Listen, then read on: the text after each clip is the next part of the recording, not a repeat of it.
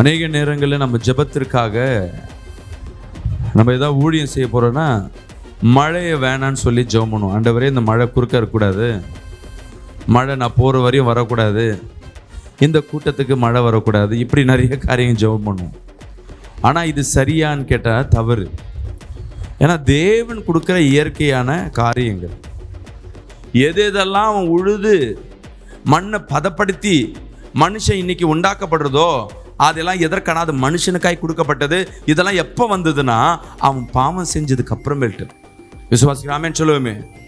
தேவன் உழைக்கணும், அவனுக்கு வேண்டிய ஆசீர்வாதம் எங்கேருந்து வரும்? அவன் உழுந்ததுக்கு ஏற்றவாறு அவன் செய்த வேலைக்கேற்ற பலனை தேவன் மழையாய் வைத்திருக்கிறார். ஆனால் நிலத்தில் மழையே வரக்கூடாது, நான் போகிற இடத்துல மழை வரக்கூடாதுன்னு நம்ம ஜெபிக்கக்கூடாது. விசுவாசிக்கிறாமேன்னு சொல்லுவோமே. புயல் சின்னம் வருதுன்னா முதல்ல முழங்கால் போடுங்க, ஆண்டவரே இந்த புயல் சேதப்படுத்தக்கூடாது. புயலை கத்தர் விரும்பலை, ஆனால் மழையை கத்தர் விரும்புகிறார். விசுவாசிக்கிறாமேன்னு சொல்லுவோமே.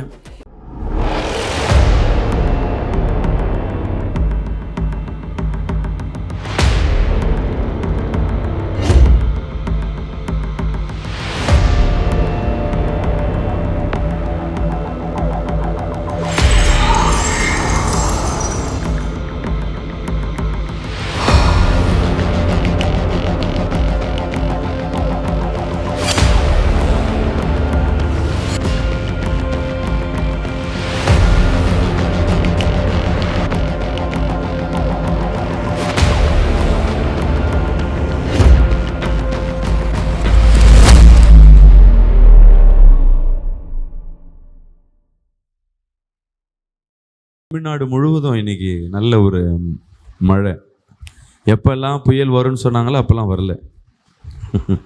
இன்னைக்கு நல்லா வெளுத்து வாங்குது. ஏன்னா வானிலையில் சொல்லலை ஒன்றும். அங்கே போவோம் இங்கே போகணுன்னு சொன்னாங்க, நாகப்பட்டினத்துக்கு போகும், இலங்கைக்கு போகணும்னு சொன்னாங்க. அந்த புயல் இன்னைக்கு டர்ன் ஆகி நம்ம தமிழ்நாடு சென்னை நோக்கி வந்திருக்கு. இன்றைக்கி சென்னை முழுவதும் தமிழ்நாடு முழுவதும் எல்லா இடங்கள்லையும் நல்ல பரவலான மழை. கத்தர் மழை கொடுத்ததுக்காக நன்றி சொல்லுவோமா. அநேக நேரங்களில் நம்ம ஜெபத்திற்காக நம்ம ஏதாவது ஊழியம் செய்ய போகிறோன்னா மழையை வேணான்னு சொல்லி ஜெபம் பண்ணுவோம். ஆண்டவரே, இந்த மழை குறுக்க இருக்கக்கூடாது, மழை நான் போகிற வரையும் வரக்கூடாது, இந்த கூட்டத்துக்கு மழை வரக்கூடாது, இப்படி நிறைய காரியம் ஜெபம் பண்ணுவோம். ஆனால் இது சரியான்னு கேட்டால் தவறு. ஏன்னா தேவன் கொடுக்குற இயற்கையான காரியங்கள் எதெல்லாம் அவன் உழுது மண்ணை பதப்படுத்தி மனுஷன் இன்னைக்கு உண்டாக்கப்படுறதோ அதெல்லாம் எதற்கான அது மனுஷனுக்காய் கொடுக்கப்பட்டது. இதெல்லாம் எப்போ வந்ததுன்னா அவன் பாவம் செஞ்சதுக்கு அப்புறமேட்டு. விசுவாசிக்கிறாமேன்னு சொல்லுவோமே. தேவன் உழைக்கணும், அவனுக்கு வேண்டிய ஆசீர்வாதம் எங்கேருந்து வரும்? அவன் உழுந்ததுக்கு ஏற்றவாறு அவன் செய்த வேலைக்கேற்ற பலனை தேவன் மழையாய் வைத்திருக்கிறார். விசுவாசிக்கிறாமேன்னு சொல்லுவோமே. இந்த மழை காட்டு மிருகங்களுக்கு அல்ல, இந்த மழை மனுஷனுக்காய் கர்த்தர் கொடுத்திருக்கிறார். விசுவாசிக்கிறாமேன்னு சொல்லுவோமே. அல்லேலூயா, அல்லேலூயா. இதுதான் முக்கியமாக. இந்த மழை என்ற காரியத்திற்காய் நான் இந்த வசனத்தை இன்னைக்கு எடுத்தேன். நிறைய பேர் தப்பு என்ன பண்ணுறேன்னா, நான் போகிற ஆண்டவரே, நான் போகிற வரையும் மழை பெய்யக்கூடாது. சில பேர் மழை நாளில் பெரிய ஊழியத்தை கூட்டத்தை ஆயத்தப்படுத்திடுவாங்க, பெரிய கூட்டத்தை ஆயத்தப்படுத்திடுவாங்க. ஆனால் கூட்டமாக உட்காந்து 2 நாளாக 3 நாளாக ஜெபிப்பாங்க, மழை பெய்யக்கூடாது.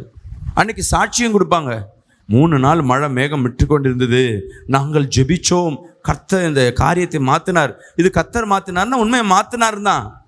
ஆனால் தவறான ஜபங்கள் தேசத்தின் ஆசீர்வாதத்தை கெடுக்கும்.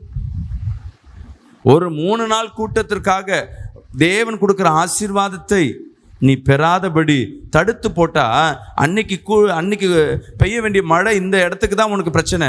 மீதி இருக்கிற நிலத்தை தேவன் பண்படுத்த வேண்டும். அல்லேலூயா. இன்றைக்கி நிறைய ஊழியக்காரர்கள் நிறைய காரியம் செய்கிறது. அப்போ என்ன பாஸ்டர், மழையில் நனைஞ்சு வரணுமா? இது தேவன் கொடுத்த ஆசீர்வாதம். அல்லேலூயா.